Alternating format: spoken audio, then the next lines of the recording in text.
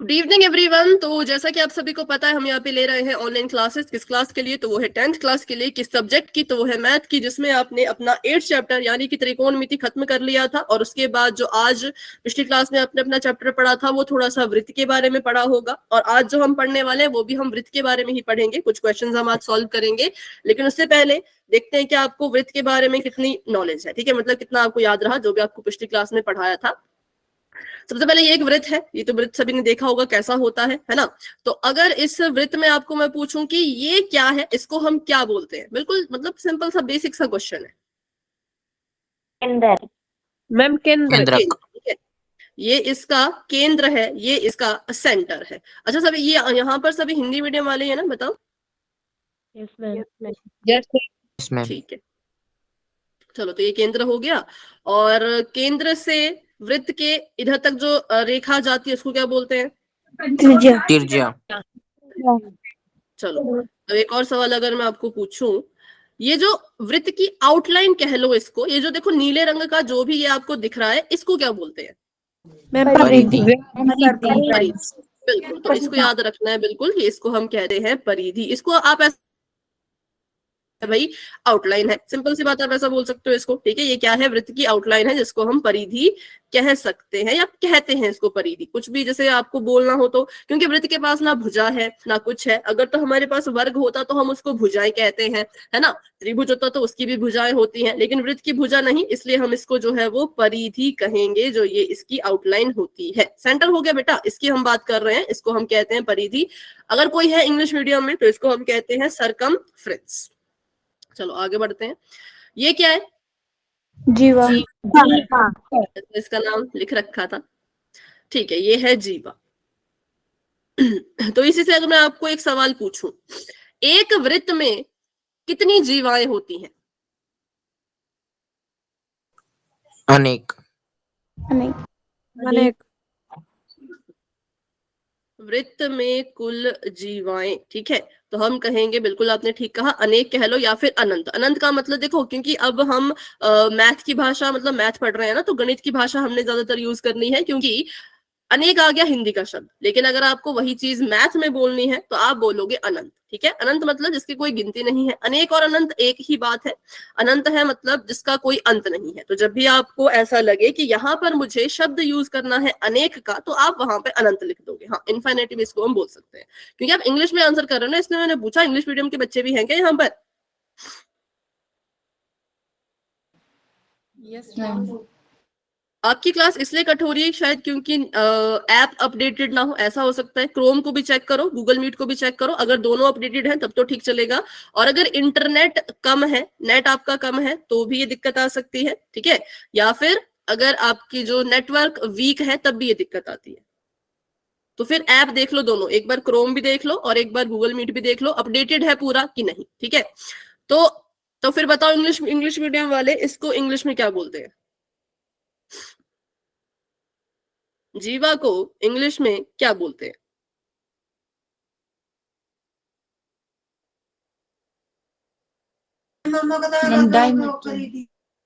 नहीं, अगर कोई रेखा कह लो। माइक ऑन नहीं हो रहा क्यों? बाकी बच्चों का तो हो रहा है बेटा, चैट में लिख लो। ये होती है सरकमफ्रेंस, जो ब्लैक सा आउटलाइन है, इसको हम कहते हैं सरकमफ्रेंस। और सरकमफ्रेंस में अगर एक पॉइंट से दूसरे पॉइंट को, आपका जो वृत्त में एक लाइन है जो कि इसको ऐसे टच कर रही है, इसको हम क्या कहते हैं? इंग्लिश में इसको कहते हैं कॉर्ड। ठीक है, इसको हम कहते हैं कॉर्ड। हिंदी में इसको हम कहेंगे जीवा और इंग्लिश में इसको हम कहेंगे कॉर्ड। ठीक है, सभी को क्लियर है? फिर मैंने पूछा कि एक वृत्त में, एक सर्कल में टोटल कितनी कॉर्ड्स हो सकती है, तो हमने कहा अनंत, क्योंकि जितनी मर्जी बना लो, जितनी मर्जी कॉर्ड जो है वो आप बना सकते हो। ऐसे बना लो, ऐसे बना लो, ऐसे बना लो, ऐसे बना लो, ऐसे बना लो, ऐसे बना लो। ठीक है, या फिर इन सबको छोड़ के एक कॉर्ड आप ऐसी बना लो। ये एक स्पेशल टाइप की कॉर्ड होती है, जिसको हम क्या कहते हैं? व्यास व्यास व्यास व्यास कहते हैं इसको हिंदी में, और इंग्लिश में इसको हम कहते हैं डायामीटर। ठीक है, तो बस यही फर्क तो क्या मतलब, ऐसा आप इसको बोल सकते हो कि ऐसी कॉर्ड, अगर आपको कभी डायमीटर को जो है वो एक्सप्लेन करना हो, डायमीटर की आपको अगर कोई मतलब डेफिनेशन बतानी हो, तो आप बोल सकते हो कि डायमीटर कुछ नहीं है, एक कॉर्ड है। या आप कह सकते हो कि व्यास कुछ नहीं है, व्यास बस एक क्या है, जीवा है। लेकिन वो कैसी है, जो कि केंद्र से होके गुजर रही है, जो कि सेंटर से होके गुजर रही है, उसको हम कहते हैं व्यास। है वो जीवा ही, और कुछ नहीं है, व्यास भी जीवा है। ठीक है, और ये क्या कर रही है, बस ये केंद्र से होके जा रही है, इनमें इतना ही फर्क होता है। तो चलो यहाँ पे इसको हम कहते हैं जीवा यानी कि कॉर्ड, और इसको हम कहते हैं व्यास यानी कि डायमीटर। मेरा नाम है कीर्ति शर्मा। ठीक है, व्यास यानी कि डायमीटर। अब यहां पर अगर मैं आपसे पूछूं कि इन दोनों में क्या फर्क है, difference between diameter and chord, जीवा और व्यास में मैम अंतर। व्यास केंद्र से होकर जाती और जीवा है। केंद्र से अरे होकर यार ये नहीं जा रही, क्या नहीं हो रहा, व्यास केंद्र से गुजर कर जा रही है। ठीक है। चलो अब सवाल पूछूं, क्या प्रत्येक जीवा, मतलब कि प्रत्येक every chord, each and every chord, प्रत्येक जीवा व्यास होती है, सही है कि गलत है? गलत। फॉल्स, गलत है। प्रत्येक जीवा व्यास होती है, नहीं होती है ना, क्योंकि अगर किसी जीवा को व्यास बनना है, किसी कॉर्ड को अगर डायमीटर बनना है, तो सिंपल सी बात है, उसको सेंटर से जाना ही पड़ेगा। अगर सेंटर से गई तो डायमीटर बोलेंगे, अगर सेंटर से नहीं गई तो डायमीटर नहीं बोल सकते। तो कभी आपको ऐसे क्वेश्चन आ गया कि प्रत्येक जीवा व्यास होती है, तो आप लिखेंगे नहीं। लेकिन अगर इसका उल्टा पूछ लिया जाए कि प्रत्येक व्यास एक जीवा है, तो बताओ। हाँ। ठीक है, प्रत्येक व्यास एक जीवा है, तो हम कहेंगे बिल्कुल, जो आपकी डायमीटर होता है वो एक तरह से कॉर्ड ही तो है। फर्क इतना है कि भाई वो कहां से जा रहा है, सेंटर से जा रहा है, लेकिन है तो जीवा ही ना, कॉर्ड का ही काम कर रहा है ना, तो इसलिए हम कहेंगे हाँ। तो ये फर्क है दोनों में। अगर जीवा की बात करेंगे तो सारी की सारी जीवाएं व्यास नहीं होती, लेकिन जितने भी व्यास बनाओगे वो उनको हम जीवा कह सकते हैं। चलो अब ये बताओ, जो पहले नंबर पे चीज है ये क्या है? प्रतिच्छेदी रेखा नॉन इंटरसेक्टिंग प्रतिच्छेदी लाइन। रेखा। प्रतिच्छेदी नहीं, अप्रतिच्छेदी। ठीक है, इसको हम कहेंगे कि ये अप्रतिच्छेदी रेखा है। अप्रतिच्छेदी रेखा ऐसी रेखा होती है जो सर्कल के बाहर बनती है, इसको हम इंग्लिश में कहते हैं नॉन इंटरसेक्टिंग लाइन। जो क्या करती है, जो एक सर्कल के बाहर बनती है, ना वो सर्कल को टच करती, ना सर्कल को काटती, कुछ भी नहीं करती, बस ऐसी बाहर खड़ी रहती है। ठीक है, तो इसको हम इंग्लिश में कहते हैं नॉन इंटरसेक्टिंग लाइन, और इसको हिंदी में हम कहते हैं अप्रतिच्छेदी रेखा। चलो आगे बताओ, ये क्या है? Next one, tangent. स्पर्श। ठीक है, इसको हम कहते हैं स्पर्श रेखा, और इंग्लिश में बिल्कुल करेक्ट, इसको हम कहते हैं टेंजेंट। ठीक है, अब ये टेंजेंट वो मत सोचना कि कॉस थीटा साइन थीटा वाला। ठीक है, हाँ, मैं स्पेलिंग तो वही है, लेकिन यहाँ पे इनके मतलब बदल जाएंगे। ठीक है, तो ये हो गई स्पर्श रेखा। स्पर्श रेखा मतलब जिसने सिर्फ टच किया, सिर्फ छुआ, बस उसको टच करके देखो, ये तो बिल्कुल ही टच नहीं कर रही थी, इसने क्या किया, सिर्फ टच किया और कुछ भी नहीं किया। स्पर्श रेखा को हम इंग्लिश में कहते हैं टेंजेंट। और अगर बात करें हम इसकी, तो ये क्या है? छेदक रेखा छेदक रेखा। और इंग्लिश में बोले तो छेदक रेखा। इंग्लिश में अगर ये टेंजेंट है तो ये क्या है? बोलो भी, इंग्लिश मीडियम वाले बोलो। सीकेंट, बिल्कुल ठीक है। ये क्या है? ये सीकेंट है। सिंपल सी चीज, बिल्कुल सिंपल, ये है सीकेंट। अब हिंदी में तो चीजों को देखना बहुत ही सिंपल है। स्पर्श रेखा जो टच कर रही है वो स्पर्श रेखा हो गई, और जिसने उसको छेद दिया, जैसे तीर होता है ना, छेद के चला जाता है, तो उसको हम बोलते हैं छेदक। तो वैसे ही एक ऐसी रेखा जिसने वृत्त को जो है वो बिल्कुल ऐसे छेदते हुए चली गई, उसको छेदक रेखा बोलेंगे। बट इंग्लिश मीडियम वालों को थोड़ा सा ध्यान से याद रखना पड़ेगा कि जो सिर्फ टच कर रहा है वो टेंजेंट है, लेकिन जो अंदर से जा रहा है उसको हम छेदक कहते हैं। ठीक है, छेदक नहीं, सॉरी, सीकेंट कहते हैं। तो ये तीन तरह की रेखाएं होती हैं, जिससे आपका पूरा जो 10.1 और शायद 10.2 है वो इसी के इर्द गिर्द जो है वो घूमेंगी। ठीक है, तो ये तीनों तरह की टाइप्स की रेखाएं आपने देख ली। अब आप बताओ कि वृत्त पे स्थित एक बिंदु से कितनी स्पर्श रेखाएं जा सकती हैं? अगर वृत्त पे एक पॉइंट है, उससे कितनी टेंजेंट जा सकती है? हमें पक्का? सभी का आंसर यही पक्का है कि एक ही जा सकती है या अनेक? एक। ठीक है, बिल्कुल करेक्ट है, क्योंकि अगर एक सर्कल पे एक पॉइंट है तो क्या होगा, उससे एक ही रेखा ऐसे उसको जो है वो टच करती हुई जा सकती है अगर पॉइंट एक है तो। ठीक है, तो क्वेश्चन आपको दो तरह से आते हैं, क्वेश्चन को आपने बिल्कुल ध्यान से देखना है कि वृत्त पे एक ही बिंदु की अगर बात कर रहे हैं तो एक ही स्पर्श रेखा जो है वो जा सकती है, मतलब एक ही टेंजेंट जो है वो जा सकता है किससे, सर्कल के एक पॉइंट से। इस चीज को चाहे तो आप नोट कर लो कि अगर आपको क्वेश्चन में आए कि वृत्त के एक पॉइंट से, वन पॉइंट से कितनी टेंजेंट जाएंगे, तो आप लिखोगे ओनली एंड ओनली वन, सिर्फ और सिर्फ एक। ठीक है, और अगर वहीं पे सवाल को ऐसे पूछा जाए, बिंदु बिंदु नहीं पूछा है, बस इतना पूछा है कि एक वृत्त पे कितनी स्पर्श रेखाएं हो सकती है,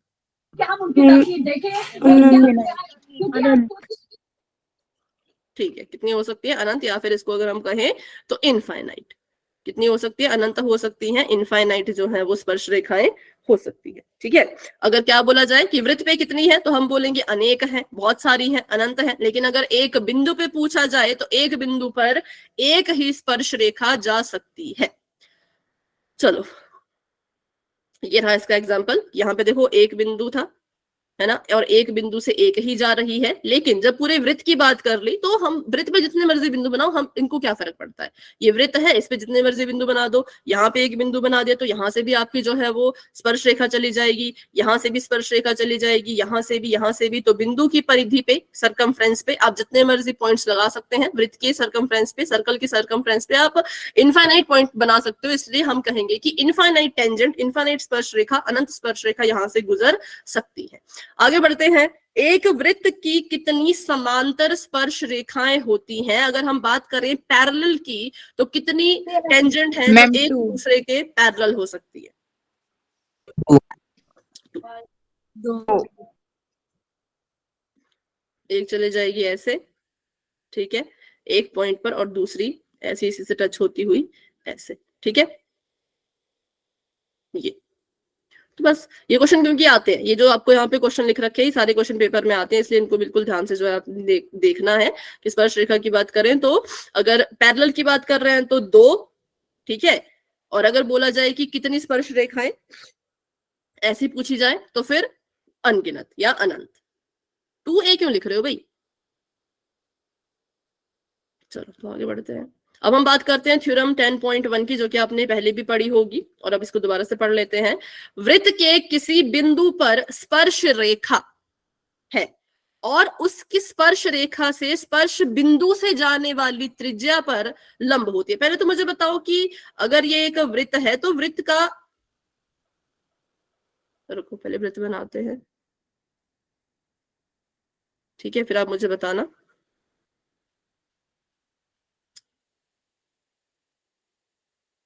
इस वृत्त की अगर ये जो है एक स्पर्श रेखा है, या फिर इसको मैं कहूं कि टेंजेंट है, तो इसका जो स्पर्श बिंदु होगा, पॉइंट ऑफ कांटेक्ट होगा, वो कहां होगा?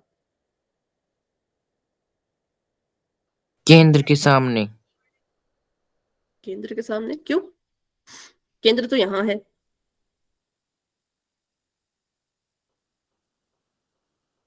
पॉइंट ऑफ कांटेक्ट क्या होता है, स्पर्श बिंदु क्या होता है वो बताओ। स्पर्श रेखा जिस बिंदु पर वृत्त को स्पर्श करती है वह स्पर्श बिंदु कहलाता है। उसको इंग्लिश में क्या कहते हैं? उसको इंग्लिश में कहते हैं पॉइंट ऑफ कांटेक्ट। ठीक है, पॉइंट ऑफ कांटेक्ट मतलब कि आपके जो टेंजेंट है उसने सर्कल को कहां पे टच किया, उसको पॉइंट ऑफ कांटेक्ट बोलेंगे। तो उसने जो है वो यहां पर उसको टच किया, तो इसको हम बोलेंगे कि ये क्या है, स्पर्श बिंदु है, ये क्या है, पॉइंट ऑफ कांटेक्ट है, और इसको मैं नाम दे सकती हूँ बी। सभी को समझ आया पॉइंट ऑफ कांटेक्ट क्या होता है या फिर स्पर्श बिंदु क्या होता है? जहां पे आपकी स्पर्श रेखा वृत्त को टच करेगी, जहां पे आपका टेंजेंट सर्कल को टच करेगा, उसको हम कहते हैं पॉइंट ऑफ कांटेक्ट या फिर स्पर्श बिंदु। तो यहां पर जो स्पर्श बिंदु है वो बी है।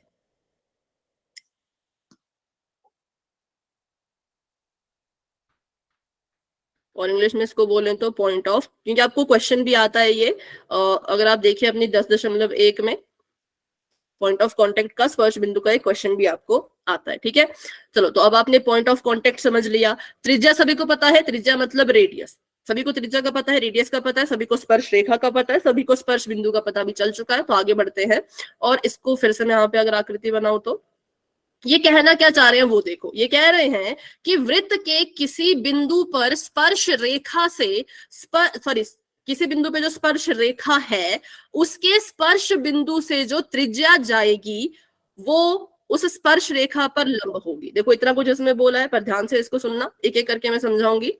ये आपको दे रखी है स्पर्श रेखा, ठीक है, जिसका नाम क्या है, जिसका नाम है एक्स वाई। इस स्पर्श रेखा का स्पर्श बिंदु कहाँ है?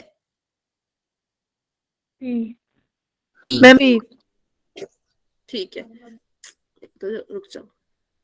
इंग्लिश मीडियम वाले इसको इंग्लिश खुद बना लो। स्पर्श रेखा मतलब की टेंजेंट, स्पर्श रेखा एक्स वाई है और स्पर्श बिंदु मतलब पॉइंट ऑफ कांटेक्ट। स्पर्श रेखा मतलब टेंजेंट और स्पर्श बिंदु मतलब point of contact. Point of contact means जहां पे आपका टेंजेंट वृत्त को टच कर रहा है वो है पी।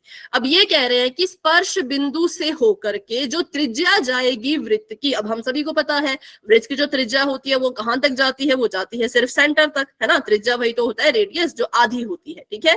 तो ये आपका ये सेंटर है और ये है आपका पॉइंट ऑफ कांटेक्ट। तो ये जो यहां से लाइन गई ये वाली, इसको हम कहेंगे कि ये वृत्त की त्रिज्या है। क्या है? ये वृत्त की त्रिज्या, ठीक है।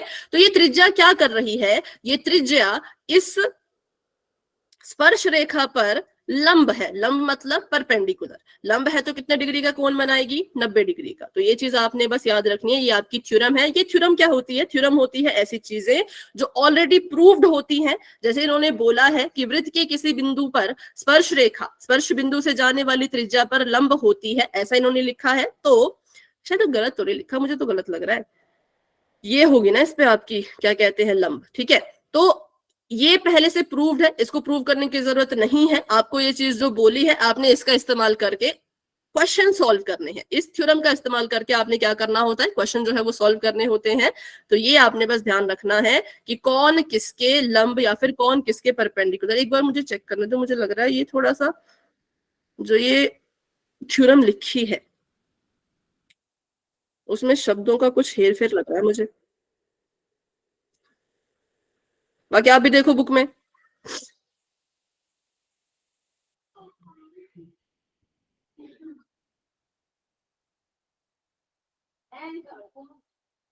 कैसे लिखा है बुक में, या फिर इसमें कुछ डिफरेंट आपको लग रहा है?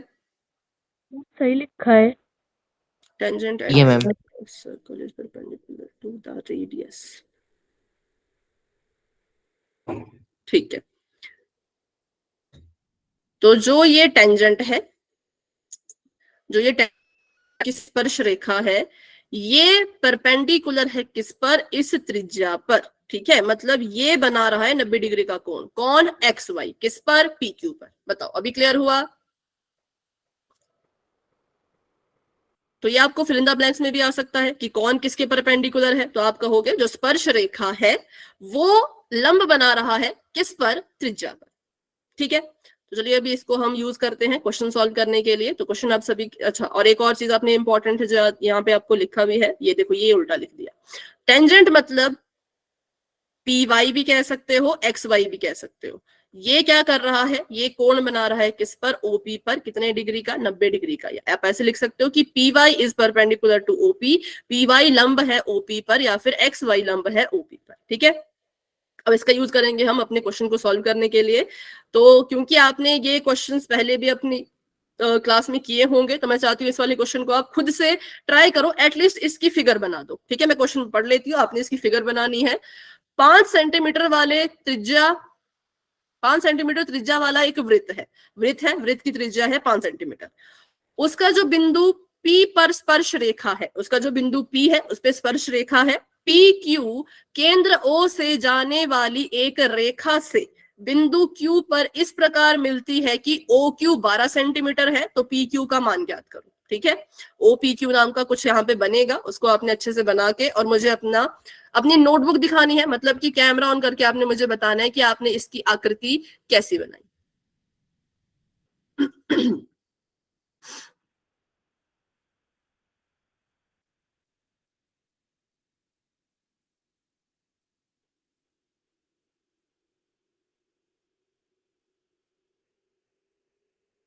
जिसका भी हो जाएगा कैमरा ऑन कर देना, क्योंकि जब तक आप इसको खुद से सॉल्व नहीं करोगे तब तक इसके रिवीजन का कोई फायदा ही नहीं है। रिवीजन का मतलब ये है कि आप इसको अपनी कॉपी पे खुद हल करो, खुद सॉल्व करो। नोटबुक दिखाओ। ऐसे नहीं बेटा, चैट में तो मतलब कोई भी लिख लेगा ना, मुझे देखना है कि आप नोटबुक पे सॉल्व कर रहे हो कि नहीं। जिसने भी आकृति बना ली है वो मुझे अपनी नोटबुक दिखाइए। कैमरा ऑन कीजिए। कैमरा ऑन करना सभी को आता है ना? यहाँ से एक Yes. बार चेक कर लूं कैमरा ऑन करने की परमिशन। हाँ ठीक है। मैंने देखना है कि आपने आकृति कैसे बनाई, डायग्राम नहीं आपने बनाया नाम मैम, ठीक लिखे पाइथागोरस नहीं लगाकर सोल्व कर दिया। सॉल्व। हाँ तो नोटबुक दिखा दो। जिसने जितना भी किया ना, चाहे सॉल्व किया हो चाहे आकृति बनाई हो, कुछ भी किया हो, आप मुझे नोटबुक दिखा दो।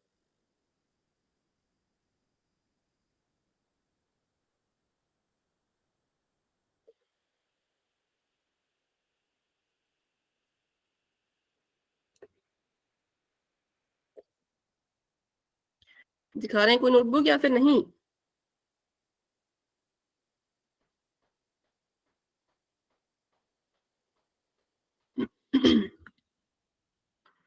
ओके आपकी मैं नोटबुक देख रही हूँ।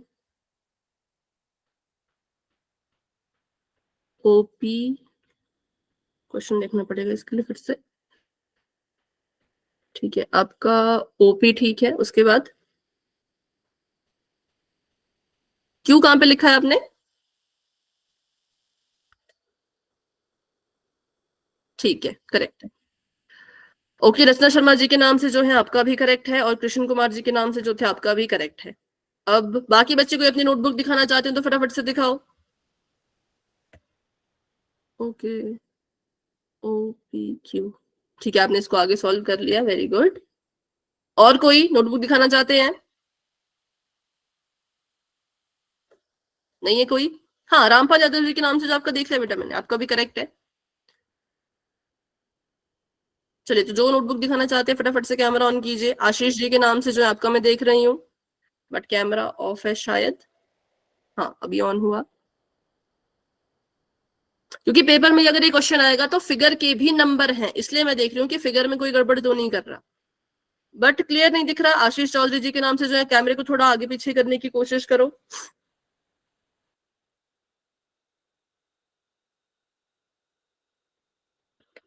कैमरा ऑफ हो गया बेटा। ठीक है मैं सॉल्व करूं इसको। चलिए सबसे पहले आपको बोला कि 5 सेंटीमीटर वाली त्रिज्या, मतलब 5 सेंटीमीटर त्रिज्या वाला एक वृत्त है। अगर मैं इसको इंग्लिश में बोलूं तो त्रिज्या होता है रेडियस। तो आपको रेडियस इन्होंने पहले बता दी है कि कितनी है, 5 सेंटीमीटर। ये क्वेश्चन वैसे आपकी बुक का है, ठीक है, बट इसको हम यहाँ पे कर लेते हैं।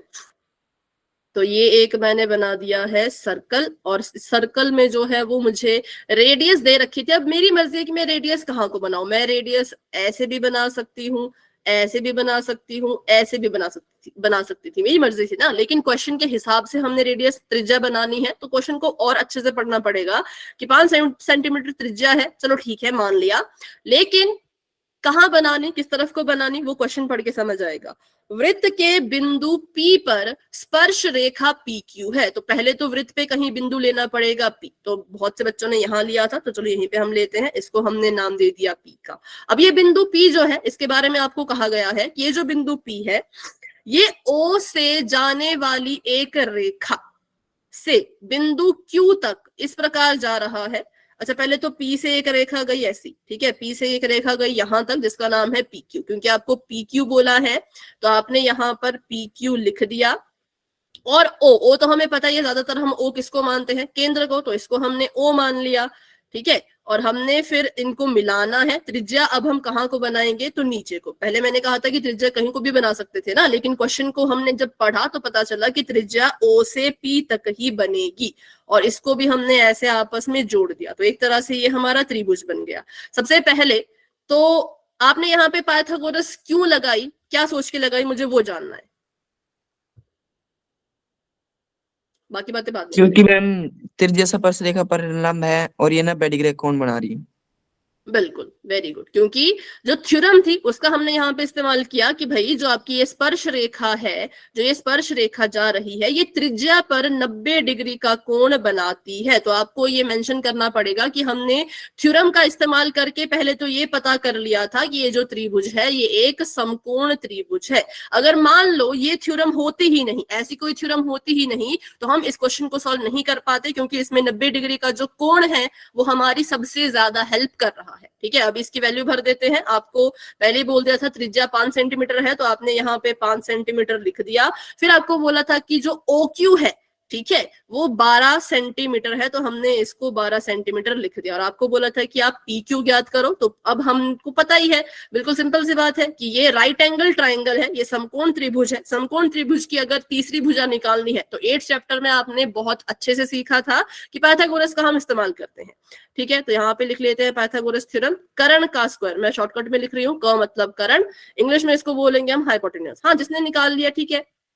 और ये हो गया लंब का स्क्वायर, और जम्हा का निशान ये हो गया आधार का स्क्वायर। ठीक है, कर्ण का स्क्वायर, कर्ण हमें पता है 12 है, हाइपोटेन्यूज हमें पता है सबसे लंबी साइड होती है हमारे राइट एंगल ट्राइंगल की, तो 12 है। लंब की बात करें तो वो है 5, लंब मतलब परपेंडिकुलर। और आधार की बात करें तो वो हमें पता ही नहीं, तो आधार को ऐसे का ऐसा ही रहने देते हैं। ठीक है, 12 का स्क्वायर करेंगे तो आ जाएगा 144, बराबर का निशान, 5 का स्क्वायर करेंगे आ जाएगा 25, और आधार के स्क्वायर को अभी ऐसे का ऐसा ही रखना है। देखो, जिनको आता है उनके लिए तो काफी आसान है, लेकिन जिनको नहीं आता वो सीखते जाओ, साथ साथ में सीखते जाओ कि कैसे लिखा जाता है, क्योंकि एग्जाम में आप कैसे लिख रहे हो उस पर बहुत फर्क पड़ता है। ठीक है, तो 144 को ऐसे, हाँ बेटा आंसर तो आपने निकाल लिया, बट अभी बस हम देख रहे हैं कि ये आया कैसे। आंसर तो सभी का ठीक है।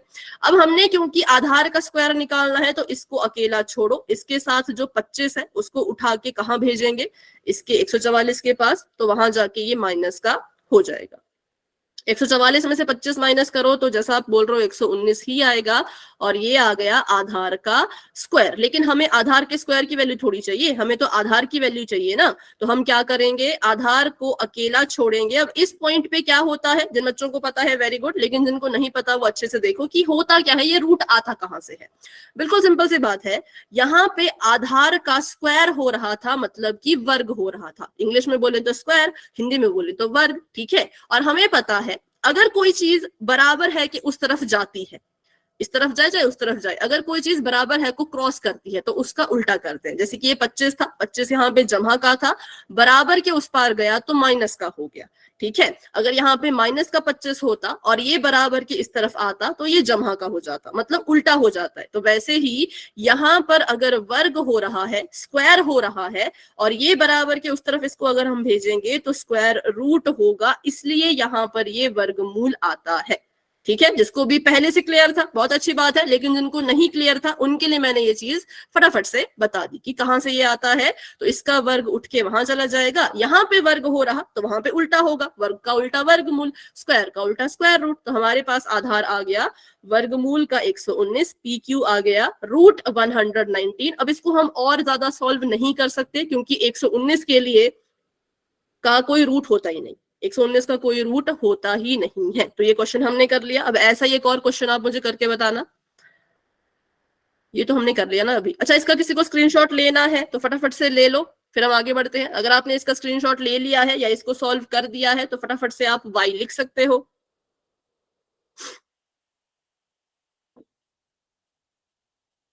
ठीक है, चलो तो फिर आगे बढ़ते हैं और एक क्वेश्चन करते हैं। ये वाला करके बताओ। इस आकृति को मतलब इसको देख के कुछ फायदा भी नहीं है ना। 3 सेंटीमीटर त्रिज्या वाला एक वृत्त है, इसके बिंदु A पर स्पर्श रेखा AB केंद्र O से जाने वाली एक रेखा से बिंदु B पर इस तरह मिलती है कि AB 4 सेंटीमीटर है।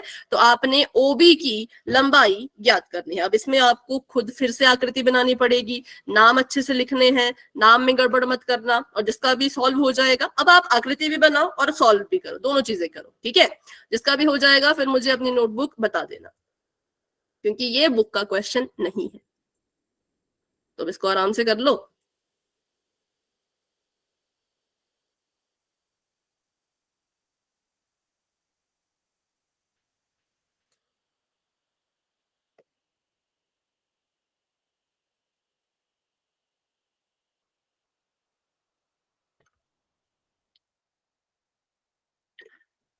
आकृति अच्छे से बनानी है, नाम अच्छे से लिखने हैं, कौन स्पर्श रेखा है, स्पर्श बिंदु कौन है उसको पहचानो, है ना, कोने में कौन सा बिंदु है उसको पहचानो, क्योंकि अगर नाम गलत लिखा तो फिर थोड़ी थोड़ी गड़बड़ हो सकती है। हाँ, जिसका भी हो जाएगा नोटबुक बता देना अपनी। अभी चैट में मत लिखो, अभी बस अपना काम करो, चैट में बाद में लिखना। अभी फोन को साइड करके क्वेश्चन अगर नहीं समझ आया तो फिर से पूछ लो। ओके, आपका मैं देख रही हूँ, ये तो करेक्ट था, फिर 4 और 3 है, पर थोड़ा सा ब्लर दिख रहा है बेटा, थोड़ा सा पास करो कैमरा।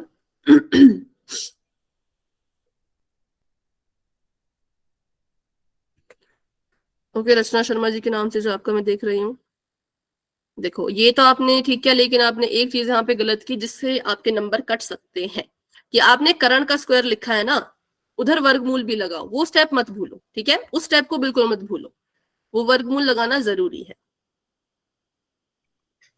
ओके, करेक्ट है, करेक्ट है भाई, जो बच्चे अपनी नोटबुक दिखा रहे हैं आंसर तो करेक्ट है, लेकिन उस स्टेप को मैं चाहती हूँ कि आप लिखो, उसको मत भूलो। सही है ना? करेक्ट है भाई, जिनके भी अभी कैमरा ऑन है। ओके, कृष्ण कुमार जी के नाम से जो आपका मैं देख रही हूँ, ओ ए बी, हाँ बिल्कुल, देखो इनका जो डायग्राम है वो थोड़ा अलग सा है लेकिन करेक्ट है, तो डायग्राम ऐसा भी बना सकते हैं, ये कैसा भी डायग्राम बनाओ, बनेगा तो आपका समकोण त्रिभुज ही है ना। चलो तो फिर करें इसको सॉल्व, या कोई और भी अभी नोटबुक दिखाना चाहते हैं? है कोई जिसको नोटबुक दिखानी है? दिखा दिया करो भाई, क्योंकि क्या पता कहीं पे गलती हो, गलती होगी तो वो सुधर जाएगी ना। चैट में तो सारे आंसर लिख लेते हैं, लेकिन नोटबुक देख के जो गलती पता चलती है वो चैट में नहीं पता चल पाती। आशीष चौधरी जी के नाम से जो आपकी मैं नोटबुक देख रही हूँ, थोड़ा सा ब्लर दिख रहा है, बट थोड़ा सा दूर करो कैमरा, ये तो बहुत दूर हो गया। ठीक है, अभी आपकी नोटबुक दिख नहीं पा रही मुझे अच्छे से, बट आंसर शायद ठीक ही है। मुझे तो 13 दिख रहा है आंसर। अच्छा, 13 कैसे आया था? मैम हमारा डायग्राम देखना सही है क्या? हाँ दिखाओ बेटा। नहीं, आशीष चौधरी जी के नाम से जो बेटा आपकी नोटबुक बिल्कुल भी क्लियर मुझे नहीं दिख पा रही है। ओ ए बी, करेक्ट है, करेक्ट है आपका डायग्राम। Yes ma'am. ठीक है, तो चलिए करते हैं इसको सॉल्व। वृत्त यहाँ पे पहले से ही बना था, तो फिर इन्होंने पहले बता दिया था कि ओ बिंदु तो यहाँ पर आएगा। फिर इन्होंने बोला कि स्पर्श रेखा जा रही है, मतलब कि टेंजेंट जा रहा है, जो कि हमें पता है ऐसे भी जा सकता है, ऐसे भी जा सकता है, ठीक है, लेकिन जो आपको पॉइंट दे रखा है वो आपने ध्यान रखना है कि स्पर्श बिंदु ही हो, ठीक है, ऐसे मत करना कि ए यहाँ पे लिख दिया, बी यहाँ पे लिख दिया, फिर वो ट्रायंगल ही नहीं बनेगा, त्रिभुज ही नहीं बनेगा। तो ध्यान रखना कि स्पर्श बिंदु को ही आपने ए मानना है, या जो भी दिया है वो आपने स्पर्श बिंदु को मानना है। इसका नाम ए हो गया, इसका नाम बी हो गया, और जब ओ बी आपस में मिले तो इसका नाम ओ बी हो गया। अब इन्होंने आपको बोला है कि 3 सेंटीमीटर ये था, और ए बी आपको इस बार आपको ए बी दे रखा है 4 सेंटीमीटर, और बोला है कि ओ बी निकालो, ठीक है। हमें पता है ओ बी कर्ण है, तो लिख देंगे इसको फिर से। अच्छा, अब इंग्लिश में लिखते हैं, पिछली बार हिंदी में लिखा था, अब इंग्लिश में लिखते हैं। एच स्क्वायर, एच मतलब हाइपोटेन्यूज का स्क्वायर, पी स्क्वायर मतलब लंब, ठीक है, लंब का स्क्वायर, और बी स्क्वायर मतलब बेस का स्क्वायर, ठीक है, पाइथागोरस थ्योरम ये कहती है। एच स्क्वायर हमने करना है, एच की वैल्यू नहीं पता, हाइपोटेन्यूज यानी कि कर्ण नहीं पता, तो इसको ऐसे का ऐसा रहने दो। पी हमें पता है 3 है, तो हमने 3 का वर्ग कर दिया। 4 हमें पता है आधार है, बेस है, तो हमने 4 का वर्ग कर दिया। 3 3 9, 4 चौके 16, एच स्क्वायर, इसको जोड़ देंगे अगर हम, 16 में 9 जोड़ो तो आ जाएगा 25। और अब हमने एक स्टेप यहाँ पे बिल्कुल भी मिस नहीं करना है कि ये h है और ये बन गया वर्गमूल स्क्वायर रूट, और जब हमने 25 का स्क्वायर रूट किया तो हमारे पास आंसर में आ गया 5 सेंटीमीटर, ठीक है। तो हाइपोटेन्यूज यानी कि ओ भी कितने के बराबर है? 5 सेंटीमीटर के बराबर है। तो वैसे तो रिवीजन क्लास में पोल क्वेश्चन नहीं होते, लेकिन क्योंकि आज का टारगेट सिर्फ 10.1 में लेके चल रही हूँ, तो आज हम पोल के क्वेश्चन कर लेते हैं। कल हम क्या करेंगे, कल मतलब अगली क्लास में 10.2 के जितने भी क्वेश्चन है उनको हम अच्छे से करेंगे। उसमें शायद पोल आपको ना मिल पाए, लेकिन आज आपके लिए पोल है, तो कर लेते हैं कुछ क्वेश्चन, ठीक है। पोल में क्यों? क्योंकि कुछ एक एक नंबर के क्वेश्चन वहां से बन जाते हैं, इसलिए आपको पोल जो है वो दे रहे हैं। चैट मैंने अभी ऑफ कर दी है। क्वेश्चन आप सभी के सामने आने वाला है, क्योंकि ये वाला क्वेश्चन तो हमने कर लिया। तो क्वेश्चन आप सभी के सामने है कि एक वृत्त के किसी बिंदु पर स्पर्श रेखा, जो स्पर्श रेखा है, जो स्पर्श बिंदु से जाने वाली त्रिज्या, उनके बीच का कोण, एक हो गई आपकी स्पर्श रेखा और एक स्पर्श बिंदु से जाने वाली त्रिज्या, उनके बीच का कोण कितने के बराबर होता है ये आपने बताना है पोल में, जो कि आपको बस थोड़ी देर में नजर आएगा। तब तक के लिए अपना आंसर जो है वो आप डिसाइड कर लीजिए, ठीक है। और पोल अभी ओपन हो चुका है। कितने डिग्री का कोण बनता है त्रिज्या में और स्पर्श रेखा से जाने वाले स्पर्श बिंदु में? यहां से मुझे पता चलेगा कि किस किस को थ्योरम जो है वो समझ आई है। 10.1। मैम हो गया। Very good. हाँ, जिनका हो चुका है वेरी गुड, वो अपना हैंड रेज कर सकते हैं।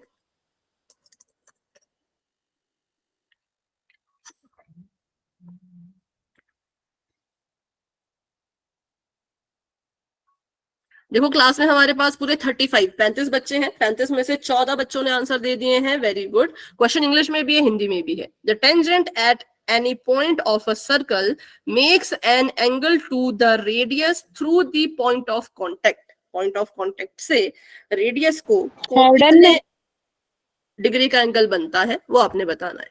जिनका हो चुका है वेरी गुड वेरी गुड। अभी अगर आप देखें तो पोल का रिस्पॉन्स भी आपको दिख रहा होगा, जैसे मुझे दिख रहा है कि कितने बच्चों ने आंसर किया, उसमें से कितने बच्चों ने किसको चुना। तो अभी 2 बच्चों ने थोड़ी सी गड़बड़ कर दी है ना, लेकिन हाँ बाकी बच्चों ने बहुत अच्छा किया है। Very good very good.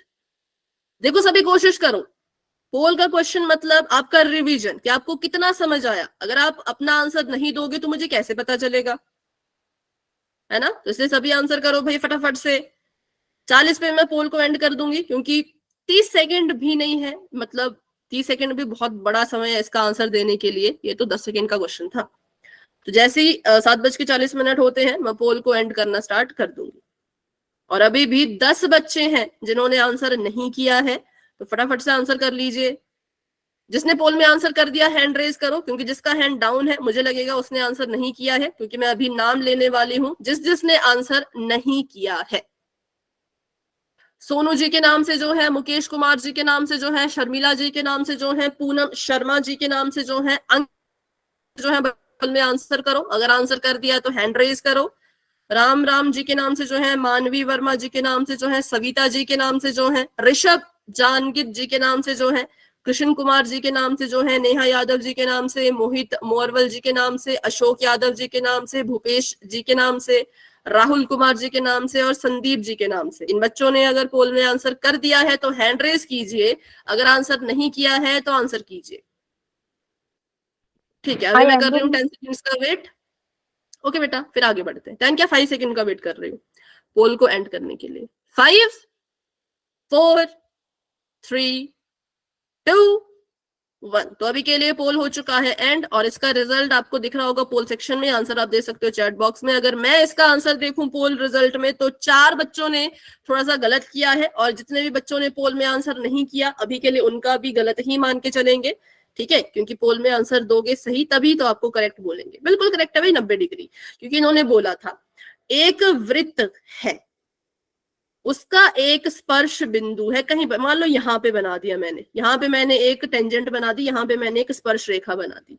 इसका पॉइंट ऑफ कांटेक्ट मान लो ए है। कितनी भी स्पर्श रेखा बनाओ, कहीं से भी स्पर्श रेखा बनाओ, उसका जो भी पॉइंट ऑफ कांटेक्ट होगा, जब जब वो त्रिज्या के साथ जुड़ेगा, हमेशा ही जुड़ेगा वैसे तो, जब जब क्या हमेशा ही जुड़ेगा, और हमेशा एंगल कितने डिग्री का बनाएगा, तो 90 डिग्री का एंगल बनाएगा, 90 डिग्री का एंगल बनाएगा। ये आपको आपकी थ्योरम ने भी बताया था, और जब हमने क्वेश्चन किए तो तब भी हमने ये चीज सीखी कि इन दोनों के बीच का एंगल हमेशा 90 डिग्री 90 डिग्री होगा, ठीक है।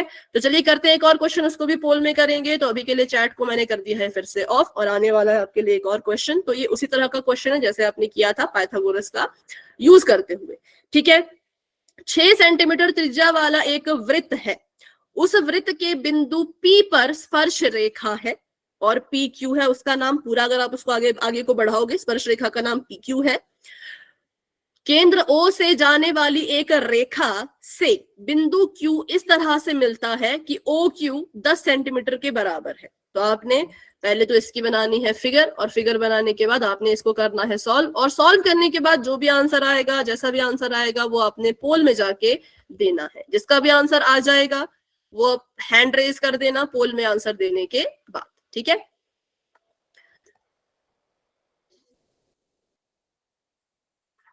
पोल में आंसर देने के बाद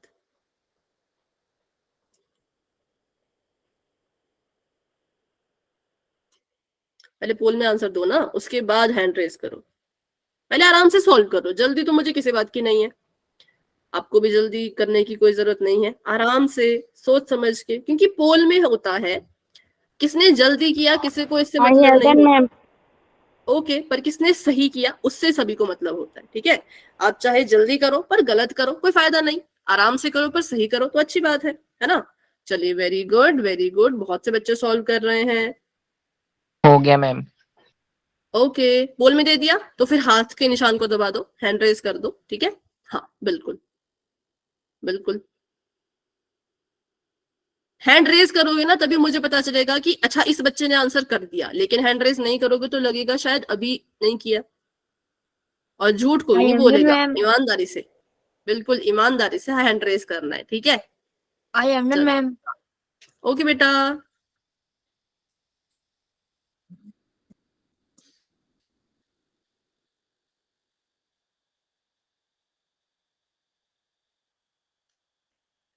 देखो अभी कुछ कुछ बच्चे गलती कर रहे हैं क्वेश्चन को सॉल्व करने में, इसलिए तो मैं कहती हूँ कि नोटबुक दिखा दिया करो ना।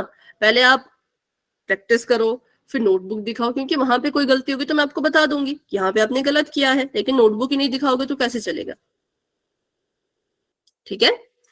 इसलिए सभी अपनी कॉपी दिखा दिया करो, कोई बात नहीं, सही होगा गलत होगा जैसा भी होगा। अभी मत दिखाना, पर अभी पोल चल रहा है। चलिए, 18 बच्चों ने अपने आंसर कर दिए हैं। क्लास में हमारे पास 33 बच्चे हैं। सभी कोशिश कीजिए, सभी ट्राई कीजिए। ये सारे क्वेश्चन 10.1 के मान के आप चल सकते हो कि 10.1 से अगर क्वेश्चन आएगा तो ऐसा ही आएगा। इसके अलावा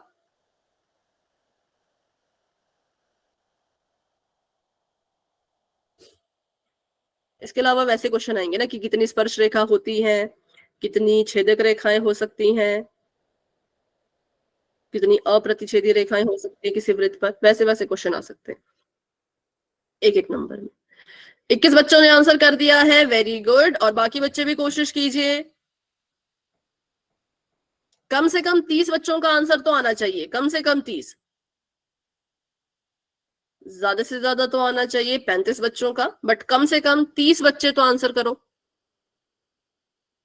23 बच्चों ने आंसर कर दिया है, 10 बच्चे अभी भी रहते हैं। 47 तक मैं वेट करूंगी, 2 मिनट का समय आप सभी के पास है। 47 जैसे ही होते हैं हम मैम, पोल 2 को मिनट एंड करते हैं।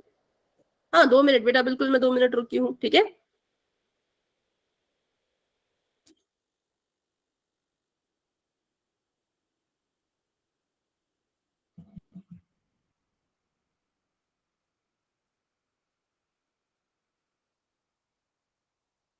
सभी सॉल्व कीजिए, फिर बोलते हो कि हम पोल में क्वेश्चन नहीं पूछते, जब पूछते तो आंसर नहीं करते हो, है। चलो सभी आंसर करो, क्योंकि कल से शायद पोल में क्वेश्चन ना आ पाए, ठीक है। कल हम कोशिश करेंगे 10.2 को अच्छे से समझ के खत्म तो क्या मतलब, पर हाँ मैक्सिमम क्वेश्चन करने की।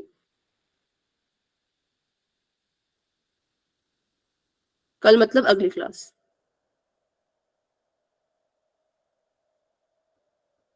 पच्चीस बच्चों ने आंसर किया अभी, और कुछ कुछ बच्चों के गलत भी आ रहे हैं, कोई बात नहीं, बिल्कुल सीखना आपकी कैसे करना था, कहाँ पे गलती हुई, है ना।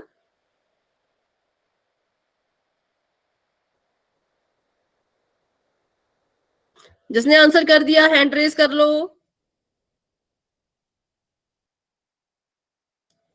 ठीक है, तो लास्ट आखिरी 1 मिनट है, उसके बाद हम पोल को एंड कर देंगे। उसके बाद कोई भी पोल में आंसर नहीं दे पाएगा, तो जिसको भी आंसर देना है 47 तक अपना आंसर देने की पूरी कोशिश करो। पर 47 भी हो चुके हैं, तो अभी मैं कर रही हूँ 10 सेकेंड का वेट, उसके बाद आगे बढ़ते हैं। 10 9 8 7 6 5 4 3 2 1। तो अभी के लिए पोल हो चुका है एंड इसका रिजल्ट आपको दिख रहा होगा पोल सेक्शन में। आंसर आप दे सकते हो चैट बॉक्स में। तो चलिए करते हैं इसको बिल्कुल फटाफट से सॉल्व। सबसे पहले बनाते हैं एक वृत्त। तो फटाफट से मैं ऐसी वृत्त बना देती हूँ, ठीक है। और वही चीज फिर से बार बार कि भाई स्पर्श रेखा जा रही है और स्पर्श बिंदु जो है वो उसको हम यहाँ पे कहीं मान लेते हैं स्पर्श बिंदु। स्पर्श बिंदु का नाम हो गया P, ये हो गई स्पर्श रेखा PQ। O हो गया सेंटर और सेंटर से Q तक इसने टच किया। ये हमारी बन गई आकृति। अब आकृति में क्या क्या लिखना है, कैसे कैसे लिखना है, फटाफट से देखते हैं। ये हो गया हमारा 90 डिग्री का कोण, क्योंकि ये थ्योरम है, वो कहती है बनेगा तो बनेगा।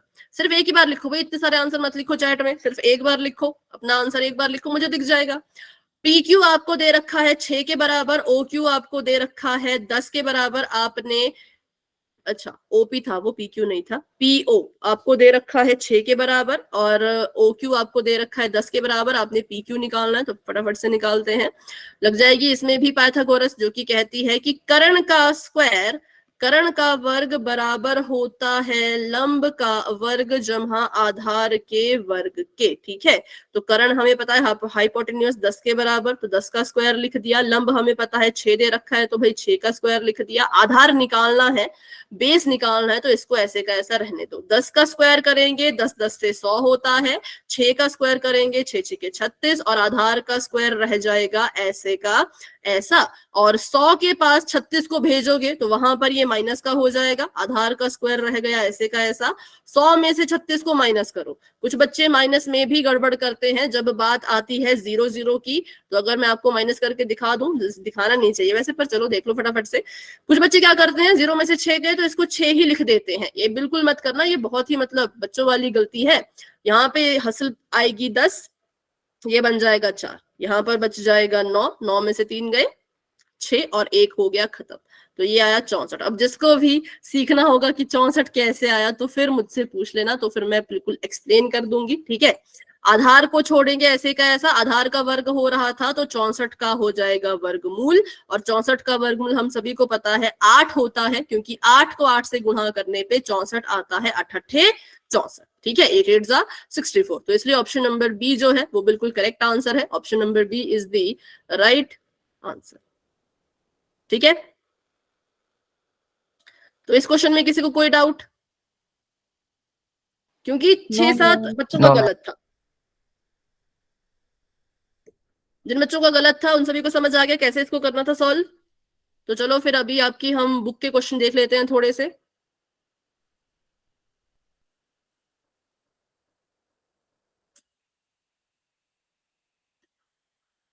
सबसे जरूरी आपकी बुक में जो है वो है फिल चैप्टर के। अभी ये हिंदी मीडियम की ही वो है ना। अभी गुड नाइट नहीं, अभी तो पूरे 10 मिनट है भाई, अभी तो मेरी तरफ से कोई गुड नाइट नहीं है। पहला ही क्वेश्चन आपको पूछा जा रहा है, एक वृत्त की कितनी स्पर्श रेखाएं हो सकती हैं? How many tangents circle can have? अनंत। अनंत। स्पर्श रेखा मतलब कि टेंजेंट, और उसको हम कहेंगे अनंत, इंग्लिश में हम कहेंगे इनफाइनाइट, ठीक है, इनफाइनाइट।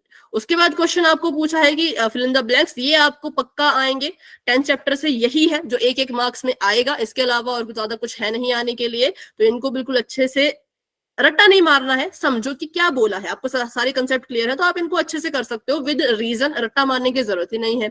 किसी वृत्त की स्पर्श रेखा उसे डैश बिंदुओं पे प्रतिच्छेद करती है। अगर किसी वृत्त की कोई टेंजेंट है, कोई स्पर्श रेखा है, तो उसे कितने बिंदुओं पे प्रतिच्छेद करेगी? मैम एक। इनफाइनाइट कौन लिख रहा है? एक। एक, सिर्फ और सिर्फ एक। वृत्त को दो बिंदुओं पर प्रतिच्छेद करने वाली रेखा को क्या कहते हैं? छेदक। सेकेंड। छेदक रेखा। और हिंदी में? छेदक रेखा। छेदक। ठीक है, इंग्लिश वाले सेकेंड लिख देना, हिंदी वाले लिख देना छेदक रेखा। एक वृत्त की डैश समांतर स्पर्श रेखाएं हो सकती हैं? दो। दो। ठीक दो। है, वृत्त की जो है वो 2 ही स्पर्श रेखाएं हो सकती हैं, छेदक नहीं सॉरी, स्पर्श रेखा 2। ये हमने देखा भी था इसकी आकृति को। वृत्त तथा उसकी स्पर्श रेखा के उभयनिष्ठ बिंदु को डैश कहते हैं। इस चीज को पहले तो आंसर बताओ, फिर मैं पूछती हूँ क्वेश्चन। स्पर्श बिंदु। Point of contact. ठीक है, पॉइंट ऑफ कांटेक्ट, क्योंकि इसने आपको बोला कि इस वृत्त की स्पर्श रेखा और वृत्त, देखो ये है आपका वृत्त, ये है वृत्त की स्पर्श रेखा, इन दोनों के बीच में जो कॉमन पॉइंट है जो कि ये है आपका इधर, क्योंकि देखो ये वृत्त में भी है और ये आपकी जो है वो छेदक सॉरी स्पर्श रेखा में भी है, मतलब टेंजेंट में भी है। तो ये पूछ रहे हैं कि सर्कल का और टेंजेंट का जो कॉमन पॉइंट होता है, जिसको मैं ए लिख रही हूं, इसको हम क्या कहते हैं? तो इसको हम कहते हैं पॉइंट ऑफ कॉन्टेक्ट या फिर स्पर्श बिंदु। एक और भी किसी ने बोला था कुछ, इसका नाम क्या बोला था आपने? प्रतिच्छेदी बिंदु, ऐसा कुछ। स्पर्श बिंदु। एक तो ये चैट में लिखने वाली किसका आंसर लिख रहे हैं, मुझे तो कुछ समझ नहीं आ रहा। आप पुराने वाले में चल रहे हो, मैं कुछ पूछ रही हूँ, तो ये कॉपी पेस्ट नहीं करना यहाँ पे। ऐसा थोड़ी है कि आप चैट में लिखोगे तो भाई मतलब हाँ पुराने का भी चलेगा, नहीं, जो क्वेश्चन पूछा है उसी का एग्जैक्ट आंसर दो, बाकी कुछ आंसर देने की जरूरत नहीं है, ठीक है। चलो, तो ये हमने कर लिया। इसके आपको मुझे नहीं लगता कि कारण बताने की जरूरत है, क्योंकि आपने इसको अच्छे से समझ लिया है, हर एक चीज को आप अच्छे से अब सोच पा रहे हो कि अच्छा इस वृत्त में ऐसा होता है वैसा होता है, रट्टा मारने की इसको कोई भी जरूरत नहीं है ना।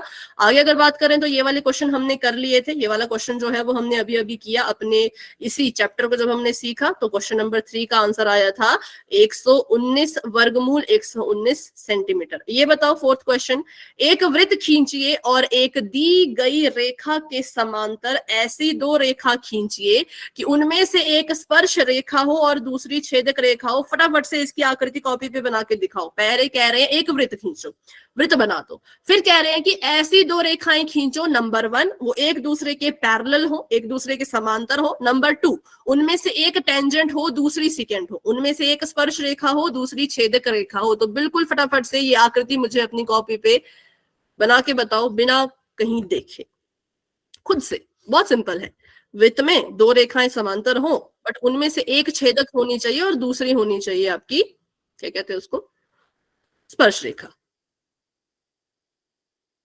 ओके, आपकी नोटबुक मैं देख रही हूँ, आपकी भी देख रही हूँ, दोनों बच्चों की।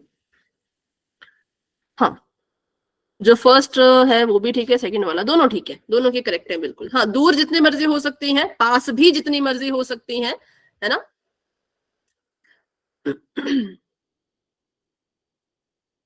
सोनी जी के नाम से जो है आपका कैमरा शायद ऑफ, हाँ अभी ऑन है। ये कर दिया आपने थोड़ी सी गड़बड़, क्योंकि ये समांतर नहीं है। समांतर मींस पैरेलल, आपने इनको प्रतिच्छेद करा दिया ना, प्रतिच्छेद नहीं बोला, समांतर बोला, ठीक है। ओके, रचना शर्मा जी के नाम से जो है आपका मैं देख रही हूँ एक टेंजेंट, हाँ करेक्ट है। और जिनका थोड़ा अलग सा नाम है, शायद कोई कैरेक्टर है ना, किसी मूवी या वेब सीरीज का, मुझे नाम नहीं आ रहा, आपका भी करेक्ट है, ठीक है। तो बिल्कुल सही था। अभी मैं आपको अगर इसको बना के बताऊं, आशीष चौधरी जी के नाम से जो आपका मैं देख रही हूँ बेटा, कैमरा ऑन रखना, आपका भी करेक्ट है, वेरी गुड। तो एक यहाँ पे सर्कल बना दिया, वृत्त बना दिया, 2 रेखाएं बना दी। एक ऐसी बना सकते हो, ये आपका हो जाएगा स्पर्श रेखा जो कि बस आपके सर्कल को टच करती हुई जा रही है। एक ऐसी बना सकते हो जो कि छेदक मतलब कि सिकेंट होगी, ऐसे भी बना सकते हो। बाकी और सारे एग्जांपल बता दो जो आपने बनाए थे सभी ने। एक ऐसे वृत्त बना था, किसी ने जो है वो ऐसे बनाई थी स्पर्श रेखा,